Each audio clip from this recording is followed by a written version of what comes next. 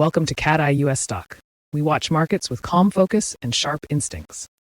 On Monday, January 26, 2026, U.S. stocks climbed a very visible wall of worry. The Dow and the S&P 500 pushed higher in what looked like a calm, orderly tape led by quality, mega-cap growth. But that surface calm is deceptive.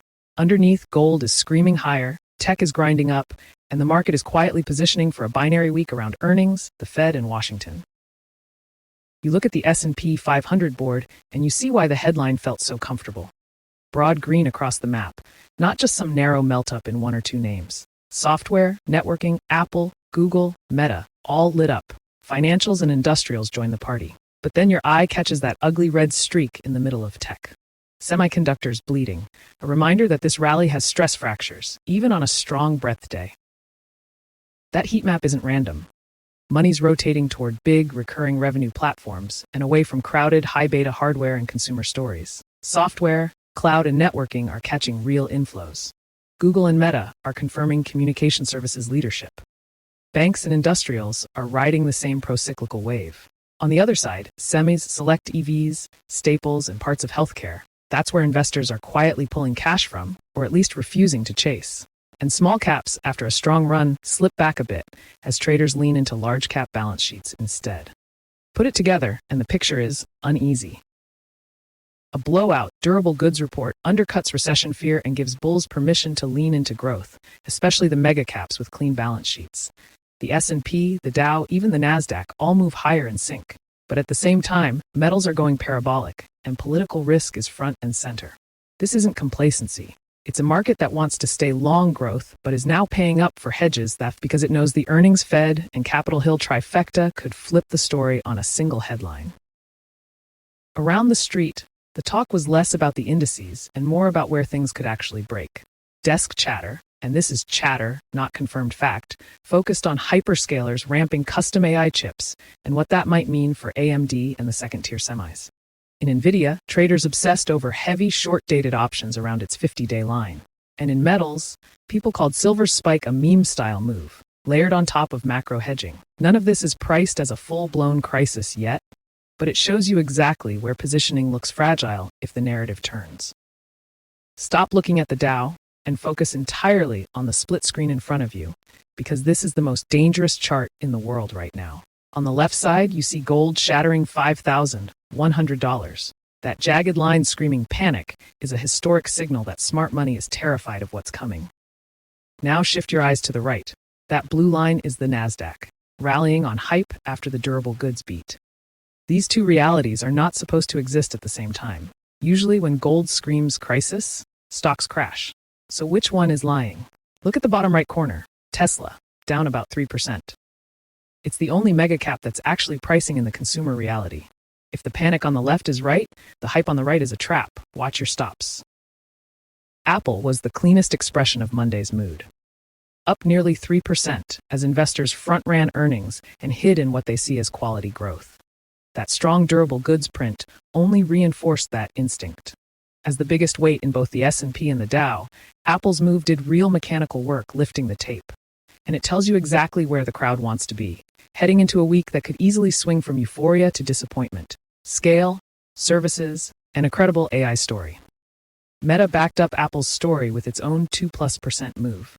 Traders leaned back into the ad and AI cash machine theme, treating recent capex worries as a buying window, not a warning. The stock's strength reinforced communication services leadership on the heat map and underscored how comfortable investors still are with big, profitable platforms. In a session where political and policy risk were rising, Meta showed that the market's preferred way to own AI is still scale and cash flow, not just hardware speculation. Tesla was the outlier on that mega cap screen, and it matters. Down just over 3%, breaking below its 50-day ahead of earnings, it's the only household name that really traded like something is wrong with the consumer and with the story. Markets are bracing for profit pressure, and they're still skeptical on the near-term robotaxi timeline. In a tape where Apple and Meta rallied hard, Tesla's slide shows how selectively the market is now treating high multiple growth. The narrative has to be earned, not assumed. On the hardware side, AMD finally hit an air pocket. Down just over 3%, breaking a multi-day run as traders digested fresh headlines about hyperscalers building more of their own AI silicon. That's still desk chatter, not a modeled-out forecast, but it was enough to push money out of one of the hottest AI longs. The move fit the day's theme: semis as the funding source, software and platforms as the destination, and a reminder that AI hardware has become a very crowded theater if the story changes. Nvidia didn't collapse, but it didn't lead either. The stock drifted modestly lower and hovered near its 50-day moving average, exactly where options activity spiked. Flow desks talked about big, short-dated call and put positioning, a sign of real disagreement over whether this is just a healthy pause or the first crack in a crowded AI trade. Given how much of the bull market's performance has run through Nvidia, even small underperformance here is a signal that the market is getting more selective inside the AI complex. If gold was the fear headline, silver was the spectacle. Futures and spot prices just unleashed their biggest single-day move since the mid-1980s, with SLV trading as the go-to ETF proxy. This wasn't just quiet hedging. Traders flagged a clear mix of macro anxiety and social media-driven FOMO. For equity bulls, SLV's surge offers another pressure valve, a way to express fear without dumping stocks. But it also carves out a new volatility pocket that can easily spill back into broader risk sentiment if the move overshoots. Away from the AI fireworks, Goldman Sachs told you something about risk appetite.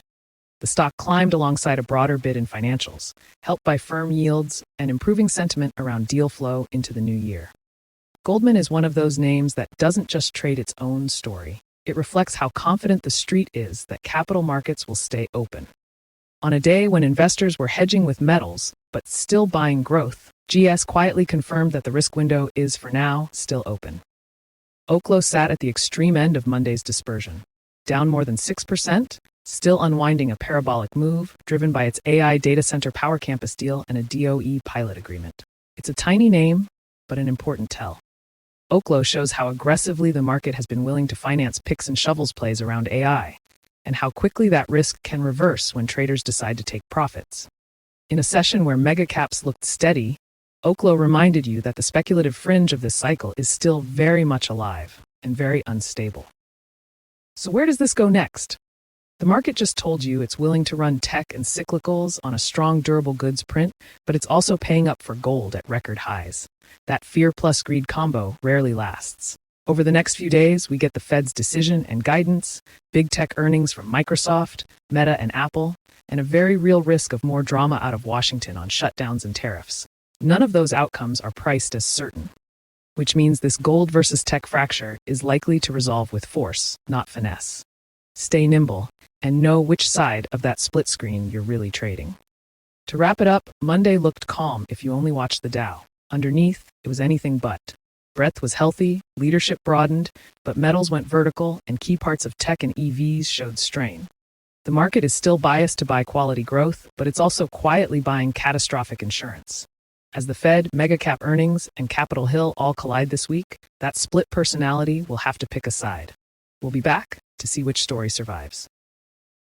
Thank you for watching Daily U.S. Stock. Stay curious, stay calm, and we'll see you next time.